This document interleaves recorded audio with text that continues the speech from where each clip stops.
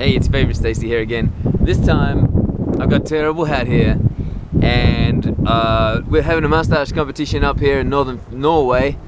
There's a bunch of dudes on the trip and we've decided to go feral. As you can see, I'm at a glacier. This is the Stavisen Glacier. It's the second largest in Norway and it's one of the biggest in all of Europe. How's my hat here? Oh, terrible. Look, we had a workshop last night. I had 25 of the passengers off the crew, off the coach, and we did a workshop last night and I went through the life design process again, through the life design method as I call it, and had some awesome results and have some great feedback already this morning.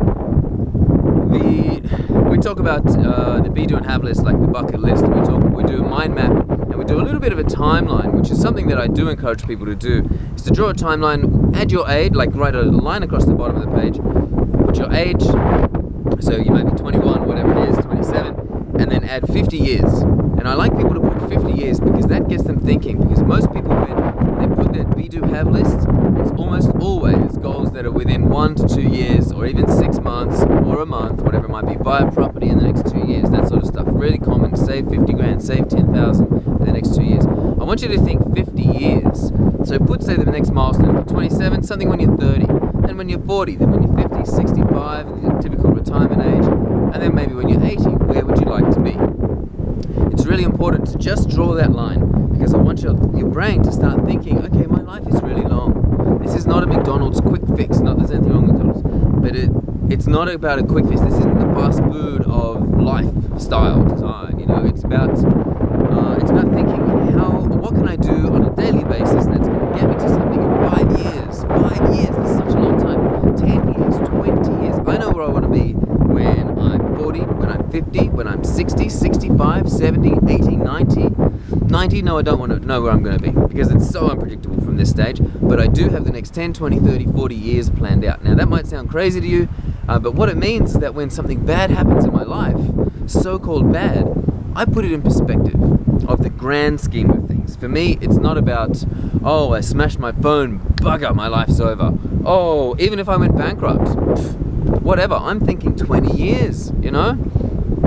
If broke my leg, if I lost my job, if I broke up with a girlfriend, yeah, that hurts and all those things, but I'm thinking long term. So, you know, it kind of gives a really nice feeling to life, is to think long term. One of my favorite things that I get people to do, and when people sort of, a lot of people open up to me and they confess their dramas in their life, their problems, their addictions, their issues, that sort of stuff. It's very common for people to share that sort of stuff with me after, before, or even absolutely outside a life design workshop. People come to me and they say, you know, this is not working. So instead of focusing on what's not working, I get them to think on what they want. What do you want? What do you not want? But what do you actually want? What's the positive? What's the future view? And the best way to do that is to do what I call my ideal day in, for me it would be 2018. I have an ideal day in 2018 that I wrote last year. 5 years from now, it goes from when I wake up, who I wake up with, where I am, what's the bedroom like, what's out the window, are there children, is there a home office, what kind of business do I do, if I do any, what kind of girl do I have, you know, what do I eat, do I smoke cigarettes, do I drink coffee, do I have alcohol, do I do yoga, do I meditate, you know, what kind of work life do I have, do I play sports, and so I list those things in a chronological order of what is my perfect day in 2018. I'm happy to share that with you if you contact me. At the bottom of the description of the day, like the chronological order of the day, I have a bunch of bullet points that for me have things like to be toxin free, to be non-reliant on particular, you know, typical addictions, like I still get to enjoy coffee but I'm not addicted to coffee, I don't have to have it. I do yoga on a daily basis, I do meditation on a daily basis. My friends are, my business partners and my friends are the same thing. We do projects together, you know, I stipulate those kind of things, which is kind of the way my life is already. And I just have this, you know, the type of house next to the beach with a golden retriever, blah, blah, blah, that sort of stuff. So I have this beautiful document that is stuck on my wall and I love it. And I review it and I rewrite it on a regular basis, my ideal day in 5 years from now. But I put a date, I don't say 5 years from now because then it's unchaseable. So look, those are the two things. Write a timeline, think about those long-term goals, 10, 20, 30, 40, 50 years from now. And it's really exciting to think, You know, what are your passions and desires? What do you like? What do you want to have in your future? What's your skills and talents from the past? Combine those things and think about what kind of life is perfect for you. So anyway, like I said, Stuyvesant Glacier. I hope you like the view. I hope my bad hair and dirty mustache isn't too bad for you. It certainly is for me. I don't like it, but it's a game. When we get to Helsinki, we're going to shave off just this bit here, and all the boys are going to go out with just big, filthy mustaches, kind of flying the flag of the Movember or whatever you want to call it. Fantastic glacier, huh? It's huge. Let me show you around. It goes up here,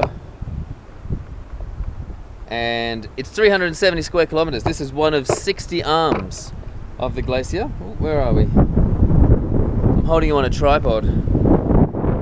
One of 60 arms of the glacier.